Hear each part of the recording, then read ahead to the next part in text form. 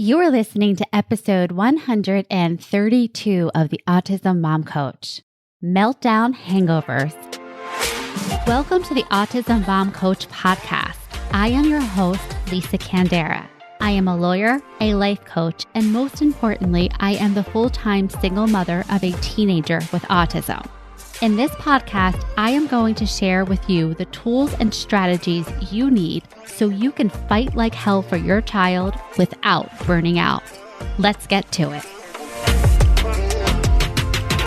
Hello, everyone, and welcome to the podcast. I am so glad you are here, and I hope you are doing well. Before we get started, I have an announcement. On Thursday, September 19th at 7 p.m. Eastern, I am going to be hosting a pop-up open coaching call all about meltdowns. Any questions you have about behaviors, about meltdowns, about the topic we're going to talk about today, meltdown hangovers. For those of you who have downloaded the behavior barometer that I talked about in the last two episodes, you can ask me questions about your behavior barometer for your child. I can coach you on creating your response plan, whatever it is about meltdowns and behaviors, whatever questions you have, come to my coaching call on September 19th at 7 p.m. Eastern. To join this call or to receive the replay, you do need to register, and you can do that by going to the episode notes. Okay, on to today's topic and the topic for next week. This is actually going to be a two-parter about meltdown hangovers. In this week's episode, I'm going to talk to you about what a meltdown hangover is. And in next week's episode, I am going to give you very specific steps of the things that you can do after a meltdown to reduce the intensity and the duration. Okay, first, what is a meltdown hangover? Well, I'm guessing for all of you, you pretty much know what it is. I'm sure you've experienced it. I define it as the emotional, mental, and physical aftermath of a meltdown experienced by autism moms. Here are some of the signs and symptoms. And of course, I am taking this from my own personal experience with meltdown hangovers, as well as from the clients that I coach on these same topics. First, exhaustion. Feeling completely drained and depleted, not only from managing the actual meltdown, but from all of the energy that you expended dreading it or resisting it in the first place. 2, shame and guilt. This sounds like a lot of shoulding yourself. Shame and guilt is a huge one for me, especially after meltdowns concerning homework. My son is very much a perfectionist, so he always wanted to make sure he was getting his homework right. So there was tons of anxiety for him just surrounding the entire process. And even though I was there beside him to help him and guide him in any way, he would still get really angry with me, and he would definitely believe that I had no idea what I was talking about. This was especially so for math, because math is taught right now in a way that looks foreign to me, and for sure not the way that I was taught math. So even when I was trying to help him through math problems, he would not believe my answers because I wasn't doing it the same way that his teacher told him. This got so bad that I was actually getting a calculator out to show him by multiplying and dividing things on the calculator to prove to him that the answer was actually correct, even though I had done it another way. Anyway, this led to huge amounts of frustration from me and from him. For my part, I was coming home from a day at work, trying to get dinner on the table, homework finished, do the bedtime routine, the whole thing, and maybe, just maybe, relax a second. So there was a lot of yelling, a lot of screaming from both of us about the homework, and it would eventually end up in him running into his room, slamming the door, and me feeling frustrated, upset, and sad, and then also just being so mad at myself for getting as angry as I did, because after all, honestly, I didn't care whether he did his homework or not. To me, staying in school all day and performing in school was enough, and so the homework was just an extra layer. But he was so insistent that he do it and do it perfectly, and I was so frustrated with myself for getting so upset every single time. Third, rumination. This is replaying the meltdown over and over in your brain. What could I have done differently? Why did I react this way? Were other people staring at us? I wonder what they think. All of that. Rumination is a big one for me, and I see this for my clients too, with any meltdown that happens outside of the home or in front of other people. There is a lot of rumination over what other people saw, what they were thinking, and how they might have been perceiving you or your child. 4, anxiety. Well, this just makes sense, right? You've been in a chronic stress, fight, flight response with your child.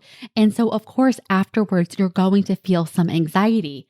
However, like I've said before, anxiety doesn't happen by itself. Anxiety is something that we have the ability to either tamp down or amp up.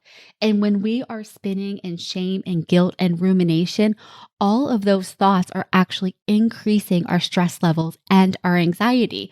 So not surprisingly, we're going to feel anxious, especially if we're thinking about the next meltdown and dreading tomorrow night's homework assignment or getting up for school the next day, or whatever it is where you're anticipating that another meltdown might occur.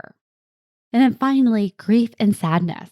I know for me, after my son's meltdowns, I felt a lot of grief for him because I could see how basically tortured he is by his own brain and his own OCD and needing things to be perfect or needing things to be a certain way. I would feel really sad and helpless, and that would stay with me for a while. It didn't disappear as soon as the meltdown was over. So on that note, let's talk about time frames. So when we're talking about hangovers, the way many of us think of them related to booze, we're talking about meltdowns that might last a couple of hours or maybe even an entire day. But when it comes to meltdown hangovers, those can last a lot longer because we're not just dealing with the physical symptoms like you are in an actual hangover that you can remedy pretty quickly by drinking water and eating.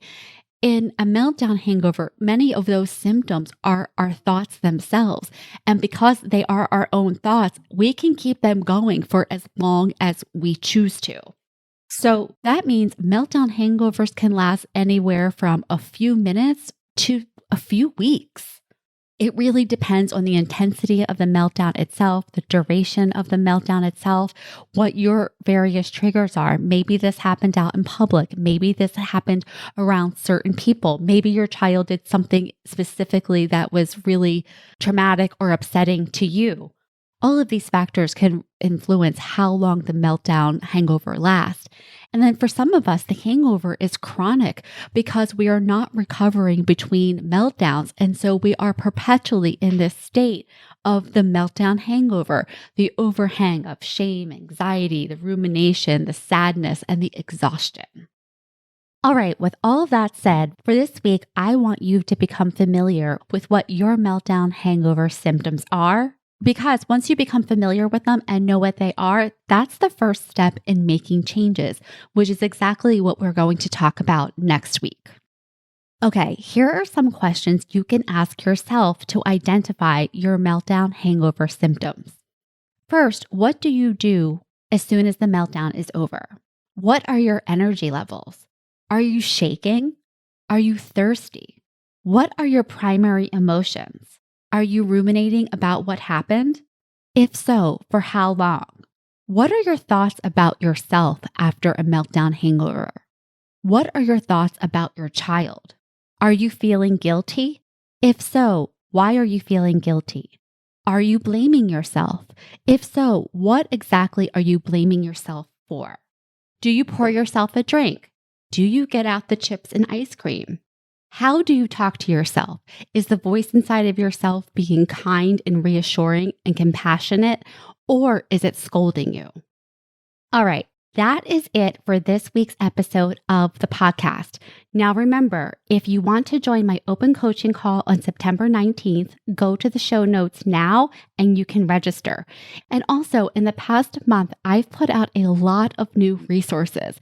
I'm going to leave a link to all of them in the show notes. Those are my behavior barometer that you can use to rate and assess your child's meltdowns and also decide ahead of time how you want to respond to the meltdowns. there is my 5 steps to stop escalating your child's behaviors. And this is a resource that you can use so that when your child is melting down, you are not actually escalating them and prolonging the meltdown.